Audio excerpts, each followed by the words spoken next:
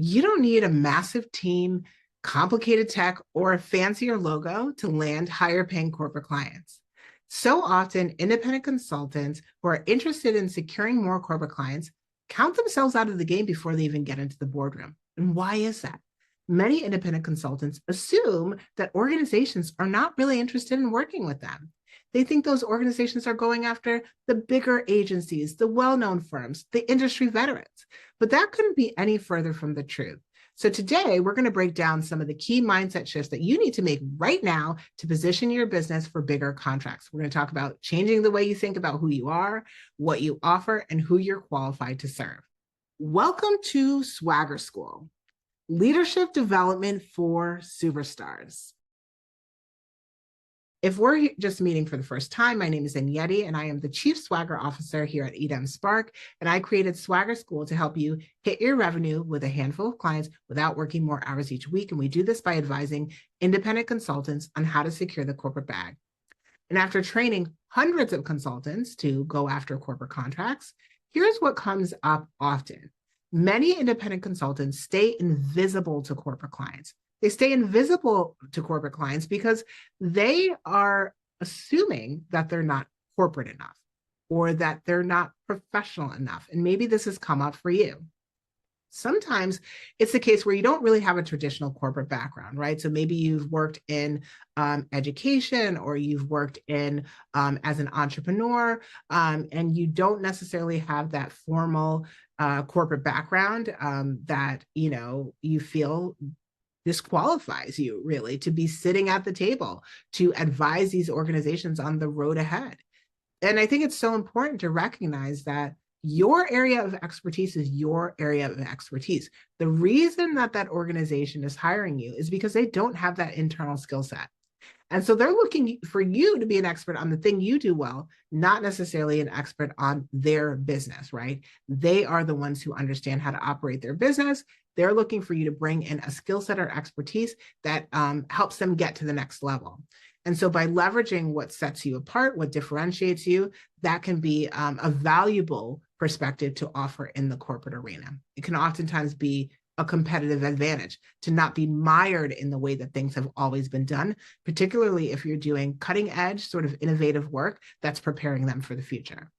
Secondly, I often see folks who have traditional corporate backgrounds counting themselves out of the game, right?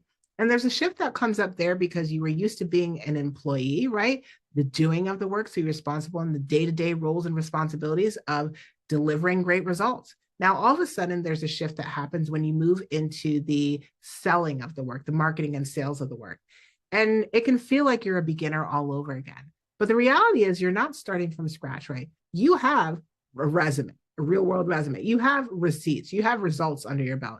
You're not starting from scratch. You may be building new skills in marketing and sales, right? And how you package up your services, but you're not building a new resume, okay? And so your existing expertise and your existing skills more than qualify you to pursue corporate work. Now, what we do want to make sure is that you're not waiting to feel ready before you start positioning yourself for those bigger contracts, okay? So this is about starting where you are right now, leveraging what I call your swagger, which is the combination of your professional expertise, your lived experiences, the essence of who you are to win at work, wealth, and well-being. This is what you need to be leveraging, right, when it comes to positioning yourself for bigger contracts. So you have everything that you need right now to succeed. Now let's talk a little bit about what corporations actually value. And years ago, I used to sit on the other side of the table. I was responsible for hiring vendors, consultants, and contractors on behalf of the largest global brands. And oftentimes, when independent consultants are pursuing corporate contracts, they take that B2C mindset, that mindset that goes after individual consumers, and they now bring that into a B2B environment, business to business, where you're going after organizations. And so the approaches that work for reaching and converting individual consumers look very, very different than the approaches that work for organizations. An individual consumer might care how many followers that you have on Instagram, let's say, right? A corporate client, they care about, can you solve our actual business problems, right? And so the way that you articulate your value and the way that you talk about your work really matters in the context of the corporate environment, right? They want to make sure that you get them, that you understand, right, what it takes for them to, win in the market, and that you have a path to transformation, a way to deliver their desired outcome that's going to be aligned to their must-buy priorities. And so it's really important when you think about, switching from serving individual consumers to organizations, or going from an employee role to now being an independent consultant, that you really are able to speak the language of what matters most to them. And that's going to be business outcomes and business results. Okay. So now that we understand, right, what keeps most consultants invisible, what corporations actually value, let's talk a little bit about the identity shift that you need to make to be able to position yourself for bigger contracts. The most powerful shift that you can make is going from being a taskmaster to a trusted advisor. What do I mean by that? Taskmaster is in commodified vendor territory, right? Where organizations are just simply looking for execution, arms and legs, right? They're looking for, competing on price, right? Somebody to execute, right? And implement, and follow, right? Tasks, right? Task orders, right? But we want you to be not so much an order taker, but an order maker. And as you move into the trusted advisor territory, now you're being brought in to counsel and advise and guide them on the road ahead, meaning they're looking to you for your distinctive frameworks, your methodologies, your intellectual capital, your unique perspective and point of view on the world to help guide them to where they are heading next. So in this case, right, as you think about making that shift, this is less about waiting for those organizations to tell you what move to make next, and you getting in the driver's seat of that deal-making process to guide them through your sales system, your pitch process to move that conversation forward to a signed contract. And so this, shift from taskmaster to trusted advisor, this now requires a set of consultative selling strategies where you are advising from day one on the best recommended course of action.